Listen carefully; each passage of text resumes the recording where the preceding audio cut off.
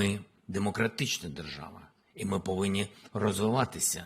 І ми захищаємо, ми не можемо показувати приклад, як Росія, заганяти когось палками на війну. Ми не така держава, тому що це парадокс. Ми воюємо за цінності європейські, ми хочемо бути членом Європейського Союзу. Тому навіть воювати нам потрібно з такими цінностями.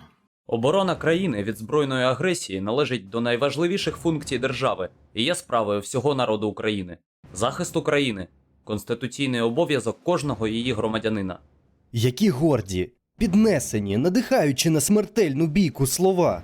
Загинути за правду, за батьківщину, положити душу за справедливість та демократію. Ось які бажання мають запалюватися в душі кожного українця. Але попри слова про те, що захист України є справою всього народу, далеко не весь народ прагне в цій справі брати участь. Так, багато повнолітніх дітей українського істеблішменту цілком комфортно почуваються не лише за межами країни, а й у її межах, як, наприклад, діти Порошенка чи Данілова. А про елітний ударний батальйон «Монако» в українському суспільстві ходять справжні легенди. Відомо, що його штурмовики запекло воюють із рашистами в дорогих ресторанах. Докази цього кожен може побачити в інстаграмі, куди вони викладають фото та відеозвіти своїх подвигів. Прості ж українці не в змозі так запекло захищати країну, а тому доводиться їм перебиратися за кордон, долаючи водні перешкоди через кукурудзяні поля в кузовах вантажівок. Дехто проявляє кмітливість і намагається у вигляді трансгендерів потрапити до більш толерантного Європейського Союзу, де до їхньої особливої ідентичності ставитимуться з більшою повагою, ніж в Україні, і не відправлять на фронт. Утім, не станемо наговорювати на українських чоловіків, адже тисячі людей вирушили на фронт добровольцями, сотні тисяч отримавши повістку. Але інколи українські чоловіки не хочуть отримувати повістки, і тоді можуть трішечки розтлумачити, що таке патріотизм через побиття та силоміць доставити до ТЦК. Або позбавити волі, і вже там за доброю традицією теж трішечки побити. Так, легенько, не боляче, не зло. Просто, щоб нагадати громадянину про його святий конституційний обов'язок. З одного боку, суспільство з розумінням ставиться до необхідності захисту вітчизни, а з іншого і до таких ухилянтів люди ставляться з розумінням і співчуттям, а в Телеграмі розповсюджуються канали, де мешканці попереджають один одного про роздачу повісток. Вітаємо всіх поборників нової цивілізації. Ви на каналі Робітничого фронту України, і сьогодні ми поговоримо про мобілізацію. Що таке мобілізація і що таке ЗСУ? Загальна мобілізація – це невід'ємна частина армії індустріальної епохи. Це її альфа та омега – те, що робить армію епохи капіталізму такою, якою ми її знаємо. Детальніше про війни ери парових і електричних машин ви можете дізнатися з ролика за посиланням під відео. Тут же ми розповімо, навіщо проводиться мобілізація. Попри всі реформи і гучні заяви влади, ЗСУ була і залишається класичною армією пострадянського типу. Тому для розуміння сьогоднішнього становища варто трохи заглибитися в історію і розглянути, що ж із себе представляла радянська армія до кінця 80-х років, адже саме від неї ведуть свій родовід Збройні сили України. Радянська армія являла собою досить специфічну структуру, що випливало із завдань, які перед нею стояли. А завдання було не багато, не мало, а розгромити в швидкоплинному бою війська всього блоку НАТО відразу, і Китай на додачу, як у звичайній війні, так і у війні з масованим застосуванням ядерної зброї. Для цього СРСР змушений був утримувати Збройні сили мирного часу чисельністю 3,5 мільйона осіб, а в разі глобального конфлікту радянська армія повинна була під час мобілізації розвернутися в монстра на 10 мільйонів осіб. Така собі армія судного дня, яка опиралась на промисловість величезної наддержави. Її запаси давали змогу продовжувати війну, якщо промисловість частково або навіть повністю знищена. Аби забезпечити розгортання такої армії, у Радянському Союзі створювали спеціальні кадровані частини, тобто частини з великою кількістю техніки та мінімумом особового складу, який мав би цю техніку обслуговувати. У разі Великої війни Кадровані полки і дивізії мали бути поповнені мобілізованими людьми до штатної чисельності і кинуті в бій. Також створювалися величезні склади з озброєнням, боєприпасами і всім необхідним для забезпечення різко збільшеної армії. Розташовувалися ці склади і більша частина кадрованих частин на території самого Радянського Союзу. За кордоном розміщувалися елітні частини підвищеної боєготовності на новітній техніці та укомплектовані майже за штатами воєнного часу. Саме вони мали першими зустрітися з противником, тоді як без мобілізації ці кадровані частини були боєздатними лише умовно. Саме такі частини у великій кількості й дісталися Україні 1991 року разом із величезними військовими складами. Розбазарювання цих запасів давало змогу Україні протягом ще багатьох років входити до десятки найбільших експортерів озброєння у світі. Проте, скільки б не було техніки, без людей це всього лише купа заліза. Як ми вже говорили, радянська армія вимагала потужної мобілізації. Для забезпечення функціонування цього військового організму в СРСР був передбачений почесний військовий обов'язок. Кожен громадянин чоловічої статі після досягнення ним віку в 16 років ставав на військовий облік у військовому комісаріаті за місцем проживання, а потім призивався до армії. Під час проходження служби призовник отримував військову спеціальність, а по закінченню служби періодично викликався на військові збори для того, щоб спеціальні навички не були втрачені. Саме ці резервісти і мали заповнювати ті самі кадровані частини в разі виникнення війни. З розвалом СРСР ЗСУ повністю перейняли цю систему, але все ж таки було внесено деякі корективи. По-перше, кадровані частини були скасовані, а техніка з них поїхала в 3 напрямках – на експорт, на металобрухт і на так звані бази зберігання, які більше нагадують звалище. Самі Збройні сили були практично одразу реформовані, аби наблизити фактичну чисельність армії до штатної. Для цього дивізії радянського штату були перетворені на бригади, хоча й здебільшого зберегли номери радянських дивізій, від яких ведуть свій родовід. Самі Збройні сили постійно скорочувалися у зв'язку зі скромними фінансовими можливостями незалежної України. Утримувати монстрів радянського часу було просто непосильно для держави, та й завдання такого ніхто не ставив. На тлі тотального скорочення армії і масового продажу озброєнь планувалося скасувати військовий призов взагалі і ввести суто добровільну контрактну службу. Наприкінці 2012-го, початку 2013 року президент Янукович встиг підписати указ про скасування призову та переведення армії повністю на контрактну основу. Але цим планам не судилося бути втіленим в життя, тому що трапились події 2013-15 років. І указ був скасований новою владою. Збройні сили України вступили в бій на полях Донбасу. Зважаючи на великі проблеми із постачанням та іншими чудесами логістики, війна розвивалася зі змінним успіхом. У будь-якому разі, регулярна армія сильна саме своєю регулярністю. Військова машина зі скрипом, але розкручувалася. Техніку знімали зі зберігання, ремонтували та ставили до строю. Але насамперед були потрібні люди. Тоді українці вперше зіткнулися з мобілізацією. 6 березня 2014 року було видано указ про проведення часткової мобілізації, яка мала відбутися у 3 хвилі. Щоправда, всього в підсумку знадобилося 6 хвиль, під час яких загалом на службу було призвано 210 тисяч осіб. До речі, вже з указу президента про мобілізацію за 14-15 роки прекрасно видно, як Верховна Рада абсолютно одностайно підтримала всі рішення під час голосування. При цьому серед депутатів начебто рашистської опозиційної до Майдану партії регіонів і в 15-му році опозиційного блоку був тільки один голос проти. Таким чином, український парламент у повному складі підтримав відправку своїх громадян на війну. Громадяни, в свою чергу, почали помітно ухилятися від мобілізації. Тут слід зазначити, що далеко не кожен мобілізований вирушає на фронт місити бруд в окопі або горіти в танку. Армія, що для багатьох відкриття, це взагалі не стільки про стріляти, а більше про носити, возити, копати і тягати з місця на місце. А одного військовослужбовця на фронті забезпечують, як правило, від 3 до 5 тиловиків. До того ж неможливо перебувати місяцями на передовій. Солдатам і офіцерам потрібен відпочинок і лікування, а техніці – ремонт. Тому, незважаючи на більш ніж 100-тисячну армію мирного часу і ще 200 тисяч мобілізованих, угрупування ЗСУ на Донбасі лише трохи перевищувало 70 тисяч осіб. Як ми вже знаємо, війна на Донбасі в 14-15 роках закінчилася не найвдалішим чином для Збройних сил України, а генерали з великими погонами з обох боків фронту стали планувати продовження банкету. Україна масово скуповувала озброєння за кордоном, шукала союзників і приводила свої збройні сили до ладу.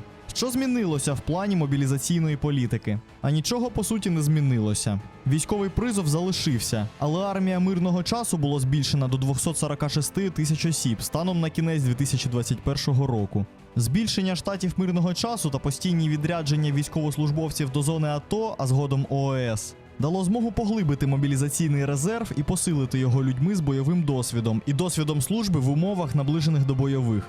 З нововведень можна відзначити появу такої структури, як територіальна оборона, добровольчі частини, які чимось схожі на радянські частини народного ополчення.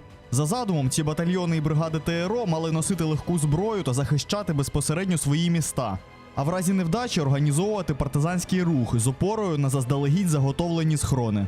Військовослужбовці тероборони не їхали на фронт, залишаючись практично вдома. Про ефективність задуму можна судити за діями ТРО в Херсоні, де тероборона очікувано програла, по суті, за один день. Створити ж організований партизанський рух так і не вийшло, організовувати народ стало просто нікому. Зате українські чоловіки до певного часу використовували цей елегантний метод як спосіб ухилитися від війни, записавшись, наприклад, у ТРО Закарпаття для боротьби з ворогом на найгарячіших ділянках Ужгородського фронту. Але територія, яку зайняли війська Російської Федерації, виявилася не такою вже й великою. Тому з тим, щоб залишитися вдома, якось одразу не склалося, і бригади ТРО дружно поїхали на фронт у вигляді легких піхотних частин. У 2014-2015 році та навіть у 2022-му одноразової загальної мобілізації не сталося. Хоча теоретично Україна може поставити до строю значно більше людей, адже це одна з найбільших країн у Європі. Чому ж тоді ми не бачимо тотальної мобілізації, аби отримати перевагу перед ворогом? Тут усе просто. По-перше, певні категорії чоловіків призвати вкрай не бажано, бо вони працюють на важливих інфраструктурних об'єктах. Плюс не бажано виривати багато людей з економіки, адже хтось повинен вирощувати хліб і щось виробляти. Інакше господарське життя країни просто зупиниться. Але навіть не це головне. Насамперед, мобілізація обмежена матеріальним базисом, кількістю озброєння, військової амуніції, техніки, води, їжі та можливостями транспорту здійснювати перевезення. Сумарно, за оцінками різних експертів, чисельність ЗСУ на сьогоднішній день коливається в районі 1 мільйона осіб, які зведені в 106 бригад. 106 бригад – це всі сухопутні сили ЗСУ, з них 25 бригад ТРО, тобто стрілецьких з легким озброєнням. Плюс 3 свіжо сформовані, у підсумку 28. Танкових усього 6, з них реально одночасно воюють у повному складі не більше 3. Для решти танків не вистачає. Є ще вельми умовні за технікою авіабригади, їх 10, а також 2 бригади ППО. Також слід додати бригади НГУ, їх теж 10, плюс окремі полки і батальйони. Це максимальна кількість, яку Україна може тримати одночасно під рушницею. І наразі ця кількість залишається постійною з початку війни. Радикально наростити чисельність армії вже неможливо, оскільки все впирається в питання постачання і логістики, а отже, можна лише поповнювати втрати. Або доведеться формувати частини, які будуть вже вкрай погано озброєними. Але сенсу в цьому мало. Загалом же з моменту початку війни було мобілізовано... А ніхто не скаже точно, скільки було мобілізовано, бо поки що підрахунками такого роду не займаються навіть військові. Їм зараз головне оцінити, скільки ще можна мобілізувати та продумати, як сформувати з них частини. Тому ми не будемо спекулювати на питанні кількості мобілізованих та рівні втрат у ЗСУ, бо не маємо достатньої інформації для цього. А про те, як саме відбувається мобілізація в Україні, ми розповімо далі. Як ми сказали раніше, призвати всіх відразу неможливо. Тобто будь-які цифри, які є, я вважаю, що вся країна має воювати. От вся, повністю, не 500 тисяч, а 40 мільйонів. Це моментально зупинить господарське життя країни. Та й не потрібно, тому що таку величезну армію нічим озброювати. Не кажучи вже про те, що спроба відразу призвати всіх неминуче наразиться на протидію. Проте призов ніхто не скасовував. Тому потрібно постійно поповнювати втрати у вигляді поранених, вбитих та просто втомлених людей. А оскільки війна обіцяє бути довгою, то рано чи пізно загребущі руки ТЦК доберуться до всіх. І в цьому можна взагалі не сумніватися. Утім, події розгорталися згідно з 3-м законом Ньютона, що у спрощеному народному варіанті звучить так. Дія породжує протидію. Затримані, всі встаємо і йдемо. Всі встаємо і йдемо. Населення почало певним чином відповідати на мобілізаційні ініціативи влади. І це після патріотичної ейфорії перших місяців війни. Протидія відбувається переважно у формі використання тих чи інших лазівок у мобілізаційній системі. Ці лазівки виникли ще до війни. Згуртована колективна протидія мобілізації відсутня, оскільки наше суспільство є переважно індивідуалістичним. А можливість скористатися лазівкою залежить від матеріального стану потенційного призовника та його зв'язків у відповідних органах. Усе це поляризує суспільство. На одній стороні знаходяться провладні воїни ЗСУ, які заявляють про те, що всіх потрібно мобілізувати, а той, хто не готується йти на фронт, той є ухилянт і ледь не агент Путіна. А з іншої сторони маємо сотні відео, де показуються протиправні дії представників ТЦК та сотні тисяч лайків на підтримку незаконно затриманих. В сукупності ці протиріччя формують для влади важку задачу. Треба заліпити дірки в нормативно-правовій базі, що стосується мобілізації, та змінити роботу відповідних органів, щоб призвати більше людей. Але з іншого боку, необхідно змусити пересічного українця повірити, що система працює як треба, та ухилятись від призову не слід. Тобто є імітація методу батога та пряника, де пряник лише уявний, а батіг доволі таки реальний. Розуміючи загальний контекст, ми можемо перейти до огляду конкретних дій держави. І почнемо з того, як наші законодавці переглянули статус призовника після відомих подій 24 лютого 2022 року. Мова йде про статус тих, хто мають бути звільнені від мобілізації. Хто ж відноситься до вище зазначеної категорії? Почнемо з того виду звільнення, який здається, саме здається, найпростішим та доступним – бронювання від мобілізації. Можемо побитись об заклад, що багато хто з наших слухачів, якщо не всі, вже не раз чули, що бізнесмени пропонують запровадити бронь для працівників тієї чи іншої сфери. Європейська бізнес-асоціація звернулася до уряду України з проханням пришвидшити розгляд документів щодо бронювання працівників аграрного сектору, щоб не зірвати посівну кампанію, яка стартує у березні. Про це є повідомлення на сайті асоціації. Як зазначає вищеозначена ЄБА, найбільший ризик, який наразі вбачають аграрії, то є загальмований механізм бронювання працівників. Загалом ж до цієї категорії потрапили ті, хто мають далеке відношення до аграрного сектору, або не мають узагалі. Це люди, що працюють на різних об'єктах нібито критичної інфраструктури, робітники ТЦК та інші верстви населення, яких діюча влада чомусь визнала важливими для держави. Але утім, навіть місце на важливій роботі не є панацеєю від призову. Простій людині, навіть якби вона хоч 10 разів була працівником ЖКГ, отримати бронь не так-то просто і немає жодних гарантій, що завтра її цієї броні не позбавлять. Так, згідно зі статистикою, яку отримали Forbes на запит до Кабміну, більшість заброньованих місць є саме у сфері енергетики. Немає ніякого сумніву у тому, що головний монополіст у сфері енергогенерації, ДТЕК Ріната Ахметова, добре користується особливим відношенням уряду до їх бенефіціарів. Крім того, заброньовано багато місць і для працівників агропромислового комплексу. А у реальності відомо, який дефіцит ми спостерігаємо у цій галузі у зв'язку з мобілізацією. Зрозуміло, що бронюють місця для кадрів Косюка та Веревського, а не для працівників дрібних та середніх фермерських господарств. Бо ті не мають критичного значення для економіки. На відміну від 70 тисяч заброньованих місць для чиновників. Загалом гарантовано недоторканими є, насамперед, депутати Верховної Ради. Тезиси, наприклад, хай йдуть воюють поліцейські, чи хай йдуть воюють депутати. Ну, це неправильні тезиси, на мою думку. Депутатів там мало, з них толку не буде. Адже без їх присутності у залі для голосування не буде можливості прийняти новий закон про мобілізацію усіх інших. Свою важливість вони показують щодня. А користь та важливість інших професій залюбки переглянуть. Особливо, коли ситуація на фронті вимагатиме нових солдатів. Якщо робити підсумки, то слід нагадати, що число броньованих місць коливається від 700 до 500 тисяч і, по суті, ніяк не зможе стати перешкодою для виконання мобілізаційних завдань ТЦК. Не слід забувати, що сам процес відбувається лише за згоди Генштабу ЗСУ та Міністерства економіки, а тому він не є потенційним джерелом масового ухилу від служби. Водночас бронювання залежить від того, скільки коштів занесе урядовцям той чи інший власник підприємства, що є джерелом збагачення для окремих чинів. З точки зору ж військовозобов'язаного, втратити бронь так само просто, як і роботу, від якої вона залежить. Через це серйозно на неї ніхто не розраховує. Тому пересічний українець починає шукати інший спосіб легально ухилитися від виконання свого конституційного обов'язку.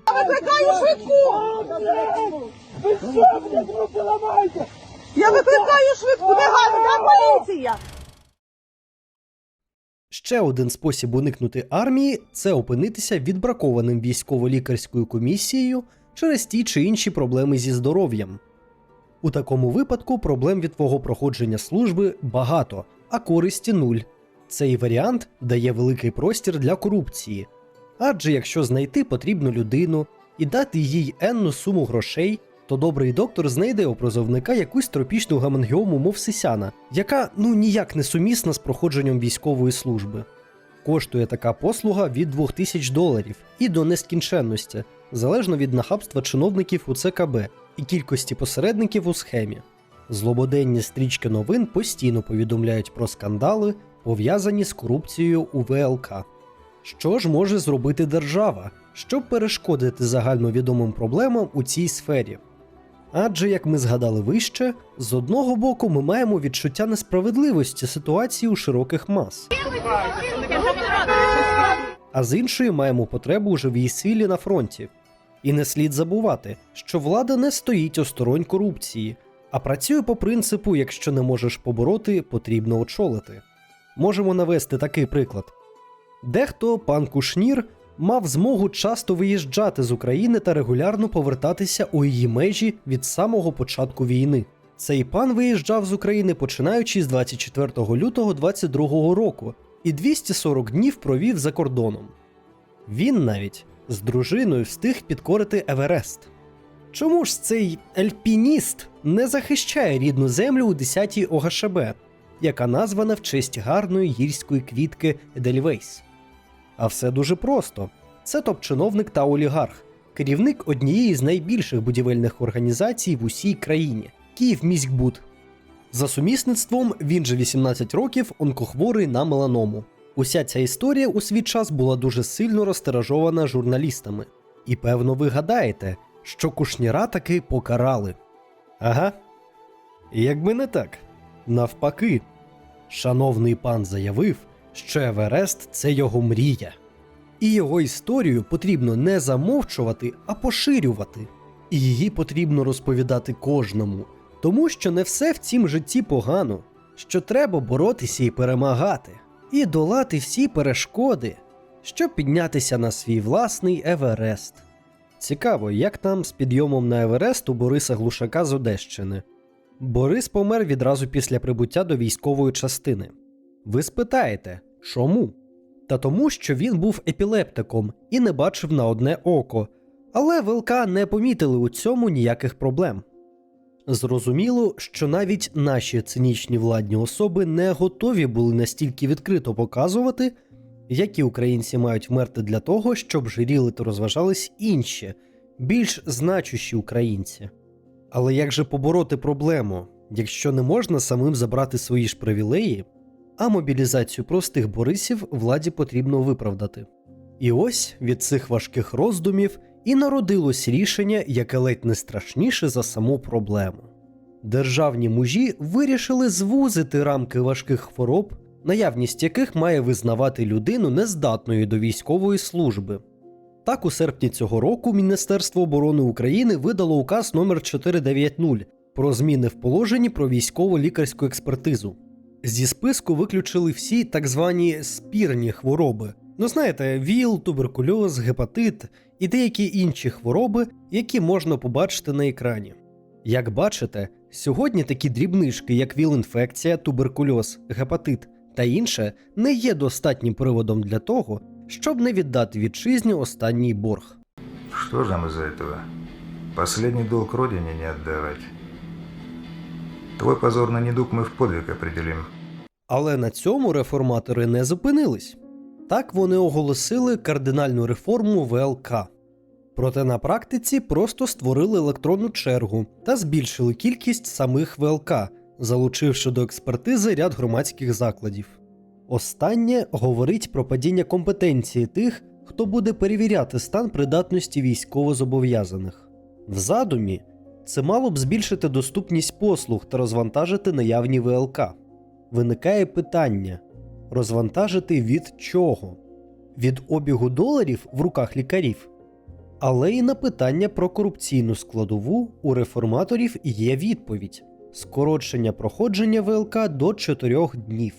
Таким чином, зацікавлені сторони просто не встигнуть домовитись про суму хабаря. І знову проблему, як і у випадку з хронічно хворими, вирішують тим, що банально ліквідують можливість бути визнаним непридатним. Олігарх таким чином, як підкупляв кого треба, так і зараз підкупить.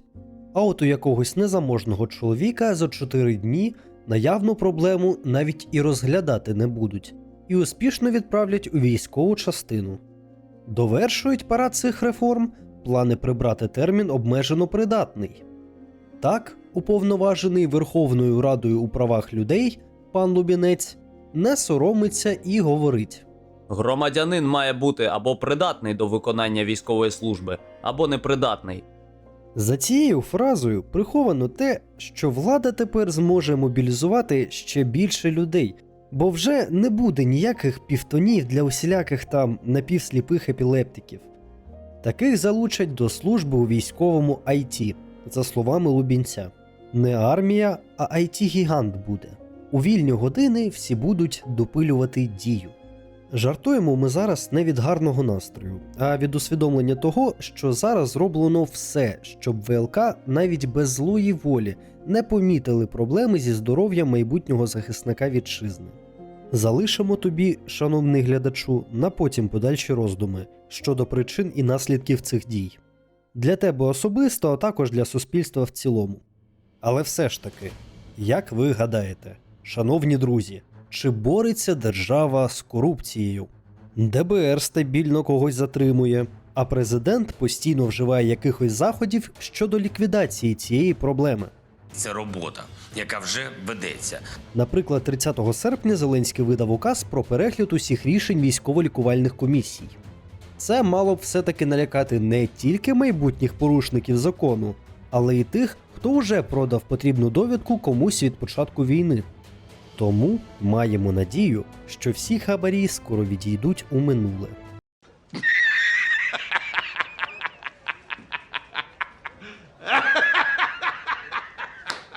Ви не повірили, і ніхто не повірив.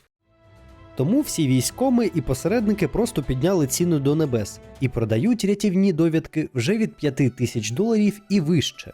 І від охочих ці гроші вручити та отримати бажану довідку відбою немає. Їх ловлять, саджають, відправляють на фронт, а вони все є і є. Проте певну частину населення, а саме тих, хто виживає на середню зарплатню в 13 000 гривень, таке підвищення цін все ж таки від корупції відрізало. Це якщо зважати на банальну дорожнечу. Хоча для цієї категорії населення що 2, що 5, що 25 тисяч доларів сума однаково космічна. Як ми бачимо, для більшості українців придатні вони за медичними показниками до служби чи ні, без серйозної суми не уникнути мобілізації. Можливо, є ще варіанти? Звісно, є ж відстрочка через дітей та через опікунство чи догляд інваліда. Поки що реформатори не дібралися до цієї сфери. Як же вона працює? Так, мобілізації також не підлягають люди з 3 і більше дітьми, опікуни дітей з інвалідністю та батьки-одинаки. Попри те, що ексцеси все ж таки часом трапляються, але для багатодітних батьків і батьків-одинаків, які підпадають під мобілізацію, цей метод є дієвим. Останніх також часто повертають додому, якщо ті, звісно, доживають до подолання бюрократичного пекла розбору ситуації. Однак цей спосіб українських ухилянтів не користується великою популярністю. 3 дітей з відомих причин швидко не зробити, та й невідомо, що для простого українця страшніше – піти на фронт чи утримувати 3 дітей. Оформлення ж дитячої інвалідності в умовах війни якщо говорити відверто, досить ускладнено. До того ж, діти – це не менші, а іноді й більші гроші, ніж ті $5000, які потрібні для проходження ВЛК з потрібним результатом. Тому, напевне, влада і не спішить перекрити цей спосіб уникнення мобілізації, бо ним і так не може скористатись більшість призовників. Так, наприклад, ще у 2018 році кількість багатодітних сімей, де якраз 3 і більше дітей, складала приблизно 330 тисяч. Але не всі такі сім'ї мали батька, тобто особу, яку можна було б призвати до армії. З цього можна зробити висновок, що, як і в випадку з бронюванням, ця категорія звільнених від мобілізації не може зірвати плани роботи ТЦК. Щодо батьків-одинаків, то тут головна проблема полягає в тому, що матір має бути така, що вмерла, або має бути позбавлена батьківських прав. Якщо таких документів не було до війни, то шанс їх оформити під час війни знаходиться на рівні погрішності, що виникає через особливо зацікавлений погляд працівників ТЦК. Чи відмінна ситуація з опікунством інвалідів? До лав армії не потрапляють ті люди, які зайняті постійним доглядом за особами, що цього потребують відповідно до законодавства України. І це лише в тому разі, коли відсутні інші особи, які можуть здійснювати такий догляд. Сотні, а може й тисячі українських чоловіків поспішили скористатися нагодою і стали опікунами різних інвалідів. Це могли бути літні родичі, батьки або хворе подружжя. У мережі Instagram можна було навіть знайти пропозиції від молодих і не дуже жінок-інвалідів, які пропонували укласти фіктивний, а іноді й нефіктивний шлюб за певну винагороду. Причому винагороду доволі таки немалу. Послуги з організації шлюбу оцінювали у $4500 США. В Одесі поліція та прикордонники затримали організаторку схеми незаконного виїзду ухилянтів за кордон. Зловмисниця підшукувала жінок з інвалідністю та організовувала шлюби з чоловіками призовного віку. Про це повідомляє Міністерство внутрішніх справ України. Після цього новоявлений наречений вивозив свою дружину за кордон, як той, хто доглядає за інвалідом, сам залишався за кордоном, а дружина поверталася. Через деякий час шлюб розривали і можна заново. Ось уж насправді невичерпна людська винахідливість. Але тут виникає проблема. Справа у тому, що інвалідність і її надбання під час воєнного стану поставлені під контроль чиновників і ТЦК. Тому і тут без певних корупційних ігор не вийти сухими з води. Юрист Роман Лихачов в інтерв'ю виданню «Кореспондент» зазначив: Я бачив різні цікаві ситуації. Наприклад, коли в розшуку оголосили батька дитини з інвалідністю. Чоловік не підлягав мобілізації і надалі захищався в судовому порядку. Але справа до вироку так і не дійшла. А зараз я веду справу студента денної форми навчання з Харківської області. Його Закарпатський військкомат мобілізував, незважаючи на те, що він не підлягає мобілізації. Тому і цей, ще не перекритий шлях, що надає можливість ухилитись від служби, теж надійно контролюється відповідальними органами. А давайте подумаємо, що буде, якщо взагалі ми не будемо чекати рішень та пасток від влади, а раз і скоріш за все назавжди покинемо юрисдикцію України і почнемо будувати нове життя де-інде, в іншій країні. Ця думка набула набагато більшої популярності, ніж того б хотіли сьогодні вже розкритиковані та піддані анафемі рупори державної пропаганди.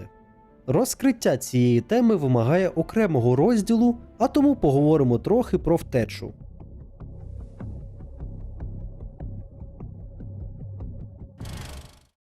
Виїзд за кордон був і залишається найдорожчим, найризикованішим, але найнадійнішим способом уникнути мобілізації для українців.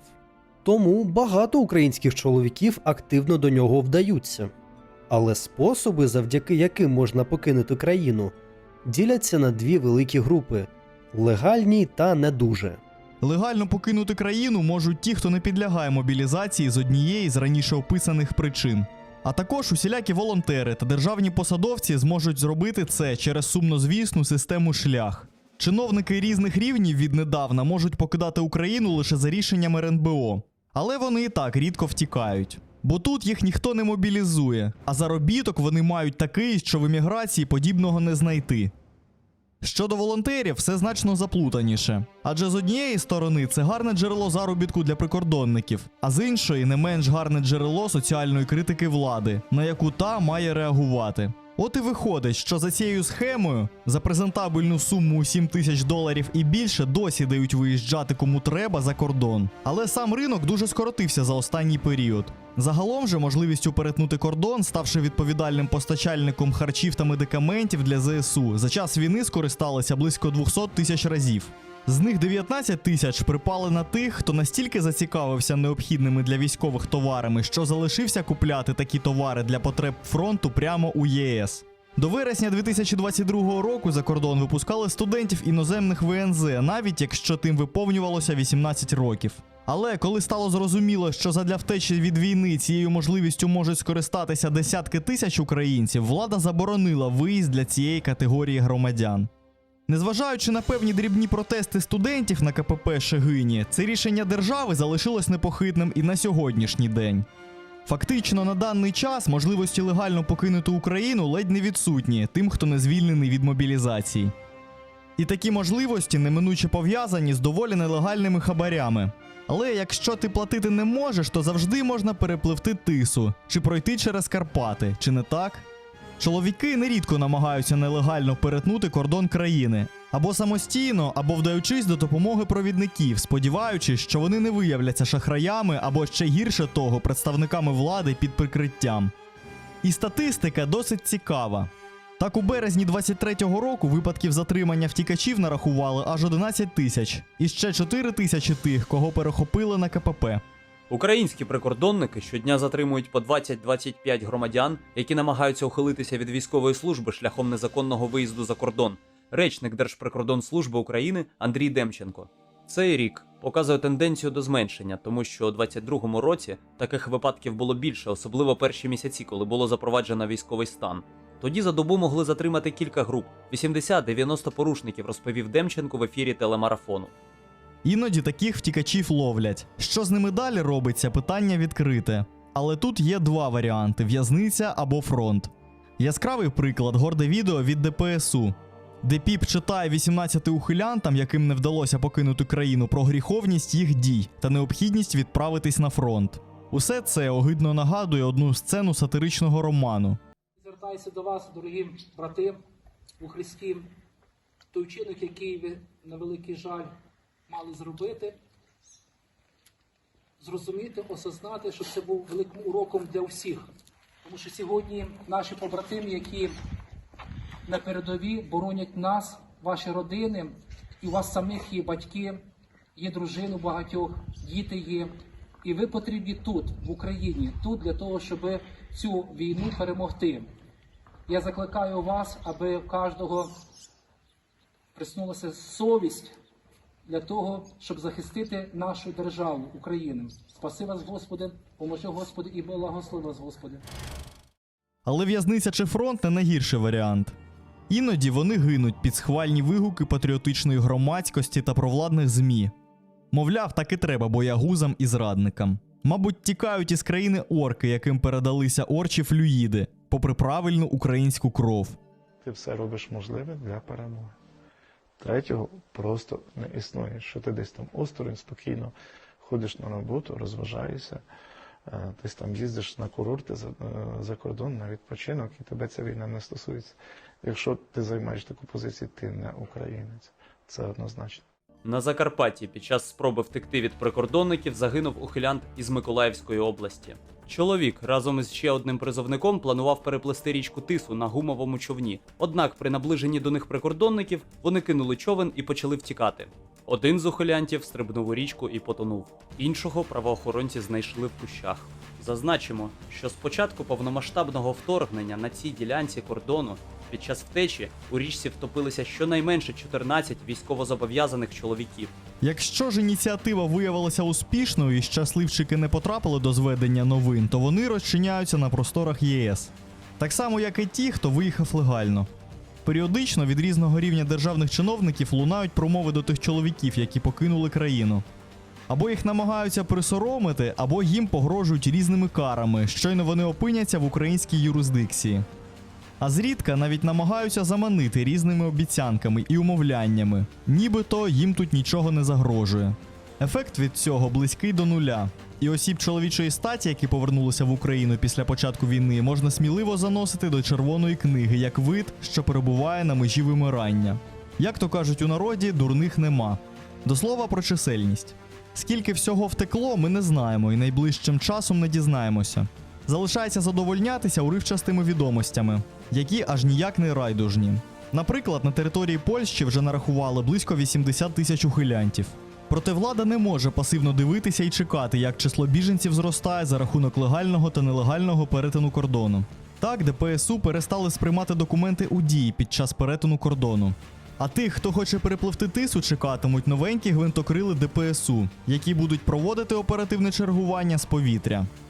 Загалом, арсенал ДПСУ значно зріс з початку війни, і ця зброя знаходиться не на Східному фронті. Вона кинута на фронт ще однієї неоголошеної війни між ухилянтами та ДПСУ. І як ми сказали раніше, у цій війні уже є свої чисельні жертви.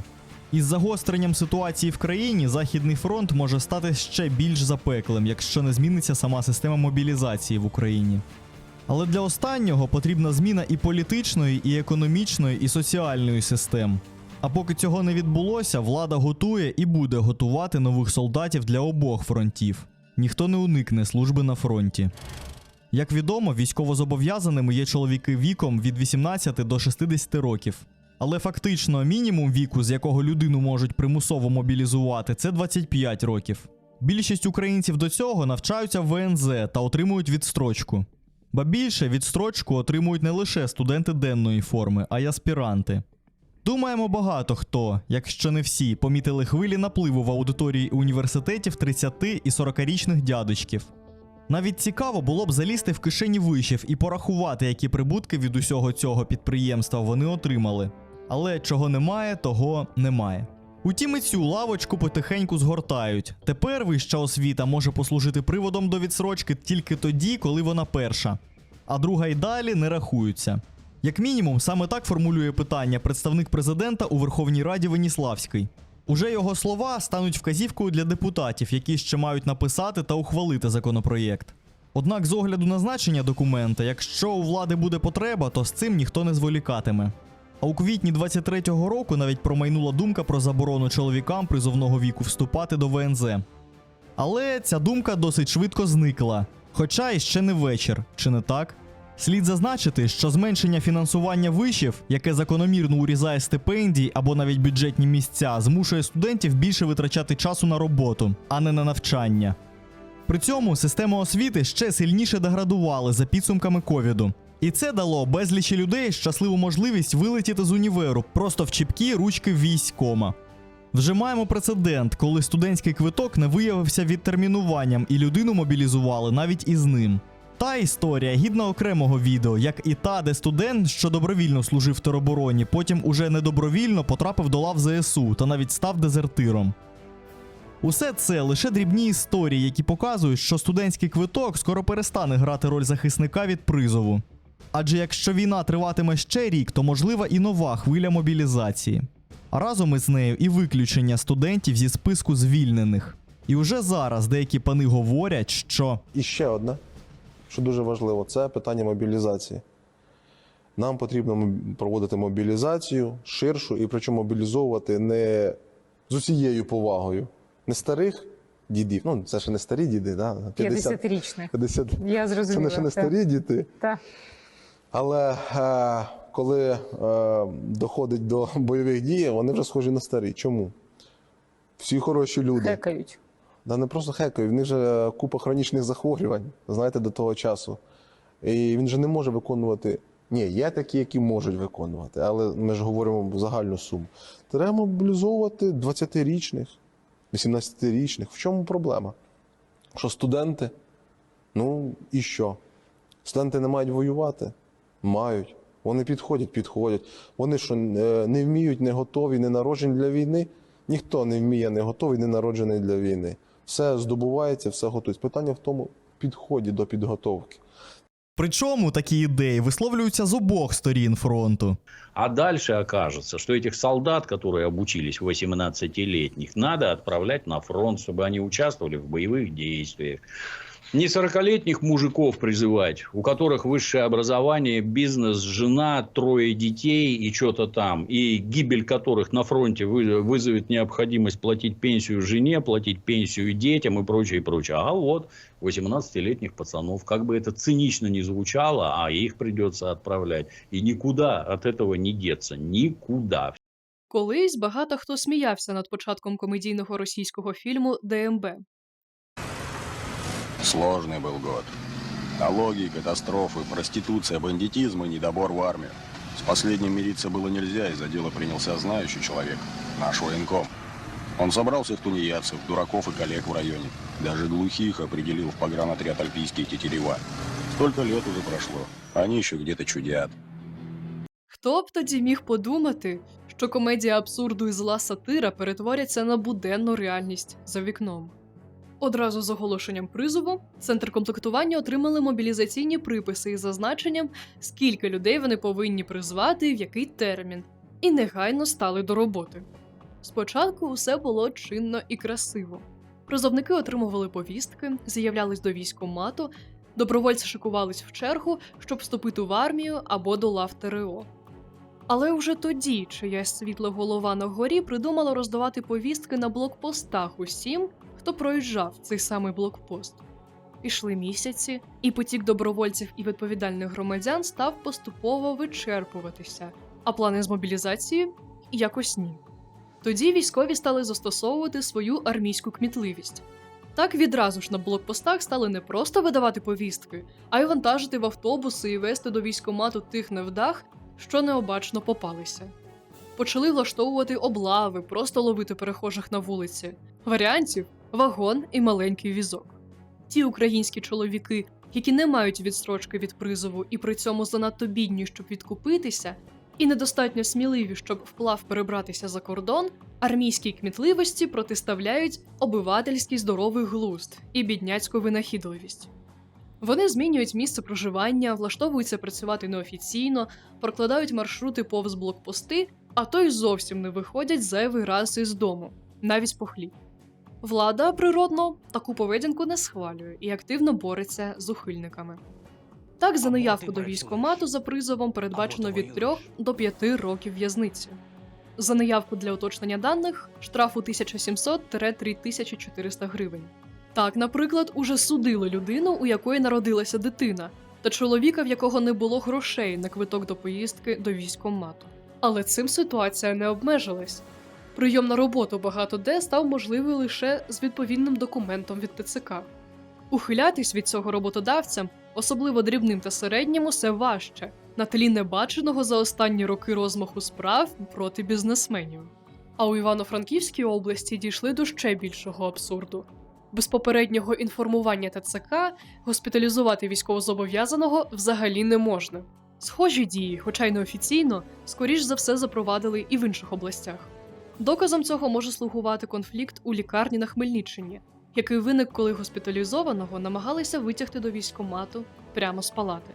Дії ТЦК на місцях не відрізняються гуманністю у порівнянні з ініціативами з центру, які ми розбирали вище. Навпаки, виконання наказів від тих, кого народ нарік тиловими прокладками, є особливо зацікавленим та пристрасним. Ми не будемо перераховувати нескінченну купу скандалів, які виникають щодня, а деякі з них ми вже були змушені згадати вище. Але простий перерахунок фактів не є достатнім. Давайте звернемося до інших даних, а саме даних соціології. Як відомо, навіть під час війни українці вважають, що корупція є головною серед соціальних проблем держави. Згідно з опитуванням КМІС у листопаді, 63% громадян найбільш занепокоєні хабарництвом, аніж проблемами війни. А серед корупції особливо виділяється остання у військкоматах. Так, на питання «Що перешкоджає перемогти у війні?» близько 54 співвітчизників вказали на некомпетентність та продажність ТЦК. Владні особи чудово розуміють, що тихий гнів почав закипати. Тому було вирішено влаштувати антикризову програму. Було затримано одіозного одеського воєнкома Борисова, а Зеленський анонсував звільнення усіх голів обласних ТЦК. Усім спочатку здавалося, що така формальна заміна окремих керівників спрацює. І справді, опитування показали, що 45% українців повірили, що звільнення зменшить обсяги корупції. Ще 61% були впевнені, що зросте ефективність військкоматів. Але усі ці надії були швидко розбиті об дійсність. Владі не вдалося надовго обманути зубожіле населення, а більшість громадян призовного віку на собі відчули зміни і зрозуміли, що подекуди стало лише гірше. Тоді олігархічні ЗМІ заповнили інтернет роздумами військових щодо того, що мобілізують всіх, і не треба намагатися ухилятись. Слова військових з альтернативною думкою ігнорують, як і думку більшості військовозобов'язаних. У цьому патріотичному угарі один спікер дійшов до геніальної ідеї. Всі хлопці, з ким я бачився, я їм всім казав, я сподіваюся, вас скоро мобілізують, бо це потрібно. І я вважаю, що треба мобілізувати тих, хто не хоче в армію. Тому що ці люди, в них такий запал, от якщо звичайного чувака взяв, він каже, ну армія то армія, і все. А якщо ти не хочеш, в тебе є життя інше, ти не хочеш бути в армії, ти будеш намагатися закінчити цю війну, ну, ти будеш ефективним. Звісно. Щоправда, з такою думкою не згоден представник ТЦК Юрій Семчук, який вважає, що на фронт пішли найкращі, а у тилу залишились генетичні раби. 99% ухилянтів. Добровольця тільки вчора одного побачив, який просто каже, що мене жінка достала, все. А буває, що жінки, чоловіки, садисти б'ють, кажуть, будь ласка, заберіть, він мене і дочку б'є. Буває, що сусідів б'ють, сусіди кажуть, заберіть, тому що він садист. І в нас суспільство стає, ми виснажуємося. Тобто еліта пішла, не повернулася, а залишаються ті, які генетичні раби. Якби не кричали ці пани, схоже, що така недолуга пропаганда перестає працювати. Перспектива бути призваним на війну, яка, за словами главкома, перетікає у позиційну м'ясорубку, про що у нас уже було відео, не влаштовує навіть пересічного, байдужого до політики українця. У простих робітників виникає закономірне і справедливе нерозуміння мети війни. Нерозуміння того, як цю війну закінчити і як виживати після війни. І навпаки, існує чітке розуміння того, що в армії нестача тих же артилерійських боєприпасів поєднана з бажанням командування заробити медальку за рахунок локального контрнаступу. Ціною твого, зрозуміло, а не їхнього життя. Усі ці думки не можуть вічно розгортатися лише в свідомості людей та в коментарях в інтернет-ресурсах. Тому і не дивно, що 27 жовтня по всій Україні пройшли мітинги на підтримку демобілізації. Ну або хоча б з метою запровадити конкретні терміни перебування військовослужбовців в армії. А до цього у квітні були протести в Кривому Розі з вимогою повернути обмежено придатних із фронту. Крім того, протестувальники скаржилися на відправку солдатів на нуль без необхідної провізії, спорядження та одягу. Загалом протести сходяться в одному. Багато хто перебуває на фронті ще з 24 лютого, з самого початку війни. Люди втомлюються, отримують поранення. І попри усі оголошені радіомовчання, інформація про стан солдат все одно доходить до їхніх родин, викликаючи обурення та протест. Мало хто хоче одного разу дізнатися, що його чоловік, брат чи батько загинув на фронті, та й не мати з ним майже ніяких контактів ось уже впродовж 2 років теж приємного мало. Учасниці протестів, а протестують жінки та матері солдатів, не раз розповідали про те, як війна довела їх до психологічного виснаження і змусила діяти. Утома від війни накопичується, але що наша влада може з цим зробити? Прибрати людей з фронту просто так? Не можна, бо тоді місити бруд під кулями вирушать вже синочки найважливіших людей Україні. Значить, потрібно їм знайти заміну. Точно таких самих парубків, яких зараз намагаються повернути з фронту їхні рідні. Але чомусь ці протести не чинять і не будуть чинити ніяких рішучих змін. У чому ж проблема? Справа у тому, що протестувальники не розуміють природи війни, а з цього випливають і хибні лозунги, і хибні дії. У нас є окреме відео про це, яке ми рекомендуємо переглянути, а тут повторимо лише основне. Ця війна не є справедливою для більшості населення України, а саме для широких мас трударів, які створюють переважну частину багатств суспільства. Привласнює ці багатства вузька група надбагатих бізнесменів, котрих ми називаємо олігархи. І війна ця є суцільно війною в інтересах збагачення супербагатих за рахунок розорення і так бідних. Держава належить олігархії, є її інструментом примусу, а мобілізація – це не просто спосіб комплектувати армію особовим складом, а насамперед примус робітників воювати за інтереси олігархату. Звідси уся описана вище несправедливість та антинародність дій ТЦК та уряду. Розуміння цих тез дає нам можливість дійсно викорінити проблеми мобілізації, які укріпились не просто в корупції, а саме у зв'язку з призовом до лав ЗСУ та антинародними інтересами самих ЗСУ, хоча складаються вони на 95% саме з робітників і подекуди з селян та фоповців. Тепер ми можемо їх розглянути, маючи глибше бачення процесу мобілізації, з яким ці акції мають боротися. Першою проблемою є те, що організатори акцій відкрито зізнаються, що співпрацюють з СБУ, і вважають, що це добре, бо ми ж усі патріоти. Друга проблема – це вимоги. Вони не чіткі, іноді це така вимога, як прийняти законопроект, іноді взагалі щось інше. Це показує низький рівень організації, який недопустимий для тих, хто прагне досягти реальних змін, тим паче під час війни. Протестувальники говорять, що слід ввести термін перебування на фронті у 18 місяців, після чого демобілізувати. Але усім зрозуміло, наскільки малоймовірним є такий сценарій. Скоріше відбудеться протилежне. У воронку мобілізації буде потрапляти усе більше людей. Прийняття такого плану може підірвати економіку країни, і, по суті, це не вирішить проблеми, адже демобілізованих потім знову заберуть на фронт. Найголовніше тут те, що солдату буде потрібен час, аби адаптуватися до мирного життя. І не встигне він пристосуватися до зубожілого і не менш хаотичного життя на гражданці, як знову чутиме грім артилерії та шелест куль над окопами. Такого роду демобілізація не досягає головного – відпочинку військовослужбовця та його сім'ї. Дійсно подолати цю проблему можна буде лише тоді, коли держава стане народною, буде управлятися дійсно демократично, коли олігархія буде переможена економічно. Тоді не треба буде заганяти людей до служби в армії, тоді буде впевненість у запасі снарядів для гармат, тоді не буде залаштункових перемовин з керівництвом РФ та постійних спроб сторгуватися за рахунок солдатського життя. Тоді можна буде досягти справжнього миру, а не мінятися кожні 18 місяців з військової служби на громадянську. Але через поверхневі лозунги протестувальників відкривається ще одна загальна проблема цих акцій. Більшість її учасників не усвідомлюють до кінця спільність інтересів, а єдність на мітингах вважають чисто ситуативною. Чому це шкідливо? Бо індивідуалізм у цьому випадку підриває хоча б маленьку, але надію на те, що питання будуть вирішені. А влада чудово розуміє цю слабкість і неодмінно скористається тактикою «розділяй і володарюй». Схоже, що в цьому і полягає новий план влади. На засіданні Ставки пан президент, як завжди, заявив, що обговорював важкі проблеми і по-всякому натякав, що будуть створені рішення по кожній з них. Він так і сказав. Але що це значить? Це обіцянка нарешті звільнити строковиків після 2 років безглуздого їх утримання у частинах?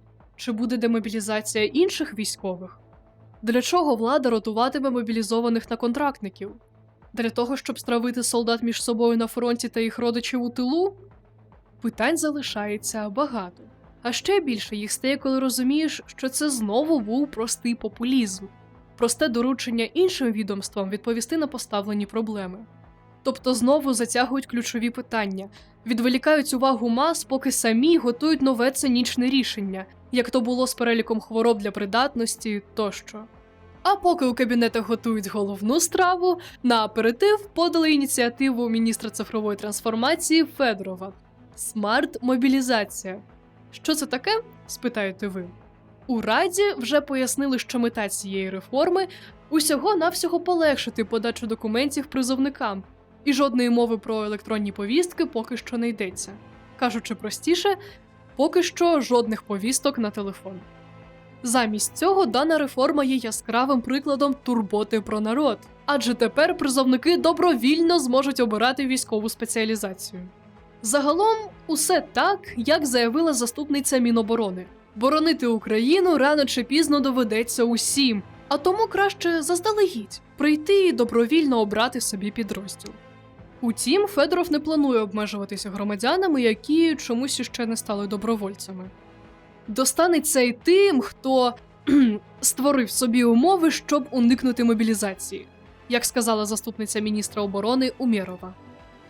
Як же дістануться до тих, хто зник з радарів та свідомо уникає зустрічі з ТЦК? Відповідь – через електронний реєстр військовозобов'язаних, що так схоже на практику мобілізації в РФ. Благо, оберіг уже здебільшого заповнений, а отже держава має у своєму розпорядженні значний обсяг даних про своїх громадян. І вона планує внести зміни в закони, щоб ці дані розширити, а реєстр перетворити на інструмент мобілізації. Жарт дії в Геловіні щодо повідомлення від ТЦК, який і так був радше скрімером, тепер стає смішним лише істерично. Сміх допоможе нам пережити важкі часи, але не вибратися з них. Що робити пересічному громадянину України відносно мобілізації? І не тільки чоловікам, а й жінкам, бо недалекий той час, коли служити будуть дійсно усі. Поки що ми бачимо провальність протестів та відсутність організованого опору. Мобілізаційна машина перемелює кістки сотень людей щодня, і поки правлячій верхівці це вигідно, вона не зупиниться. При цьому народи України та Росії буквально спинним мозком відчувають неправильність того, що відбувається, і в міру сил відповідають бойкотом на мобілізаційні потуги своїх урядів. Вы уже все задолбали своей войной. Позабирали всех мужиков, всех ребят, уже половина попохоронили мы, зятя, брата, всех на свете уже, один остался. Ребенок инвалид у нас, ничего? Отдайте документы парню. Паспорт отдай. Он гражданин Украины, понятно? Паспорт. А вот видите, как вы вырываете? Отдай паспорт. Але, на жаль, такий пасивний опір не здатен зломити державну машину, а для активного нам усім бракує класової свідомості та інтернаціональної солідарності. Українська незалежна, народна держава, що позбулася тоталітаризму совка, усіма доступними ресурсами і силами намагається заманити в цю війну якомога більше людей. У цьому і є запорука виживання того класу, який сьогодні очолює українську державу. У хід іде все. Пропаганда, що закликає ненавидіти людей, точно таких самих живих людей, яких, можливо, теж проти волі змусили йти в іншу країну. І ця ж сама пропаганда закликає цих же самих людей йти в окопи, в ім'я якихось абстрактних понять і тяги до кордонів 1991 року.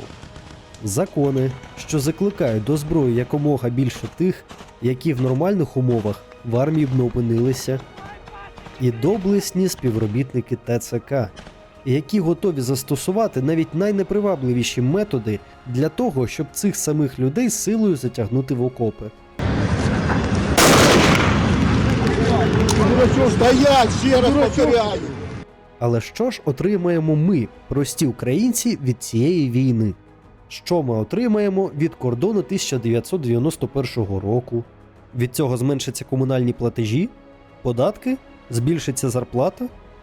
Чи від цього чинуші різко припинять брати хабарі направо і наліво?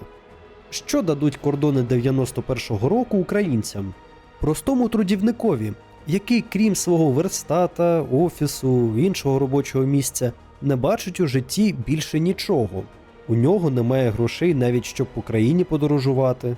Мабуть, наша влада вирішила дати йому цю можливість – помандрувати країною з автоматом у руках і під вогнем противника. А за фактом ми здобудемо лише те, що шановні люди на кшталт Ріната Ахметова або Сергія Веревського отримують назад свої активи у вигляді шахт і заводів Донбасу, родючих земель Херсонщини, з яких вони заробляють мільярди, а прості українці – мінімальну зарплату і виробничі травми. Українців одурманюють. А тих, хто не піддається, силоміць волочуть воювати за те, чого вони загалом ніколи і не бачили, не відчували та не відчують ніколи. І вже зовсім нерозумно в такій ситуації було б розраховувати на те, що добродії під прапором триколорним до свого народу ставляться якось інакше. Блин, солнце мое, пожалуйста. Дорогой мой любимый, ну пожалуйста, ну что такое-то?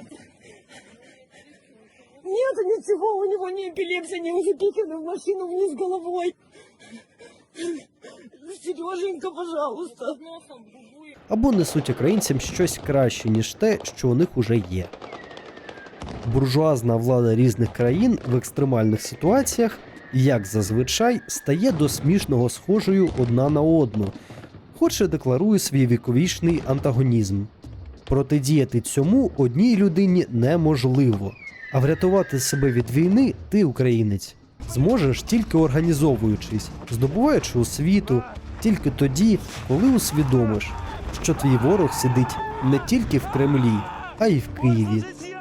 І твій ворог – це олігарх, капіталіст, буржуазія. Назви його як хочеш. Це той ворог, хто тягне з тебе всі гроші та саме життя. І той, хто за це сумнівне право готовий відправити тебе помирати від рук точно таких самих, як і ти. Щоб воювати за свою країну, потрібно спочатку зробити її по-справжньому своєю, вирвати її з жадібних загребущих лап хапуг, які вкрали нашу країну. Лише тоді, коли всі засоби виробництва належатимуть суспільству, лише коли кожна людина почуватиметься причетною до господарського життя країни, коли кожна людина відчуватиме на собі турботу і захист суспільства і держави, лише тоді драконівські заходи з мобілізації, а з плином часом і війни, взагалі відійдуть на звалище історії. З вами був Робітничий фронт України. Підписуйтесь на наші медіа, читайте матеріали на нашому сайті, приєднуйтесь до гуртків. Будемо разом будувати нову цивілізацію.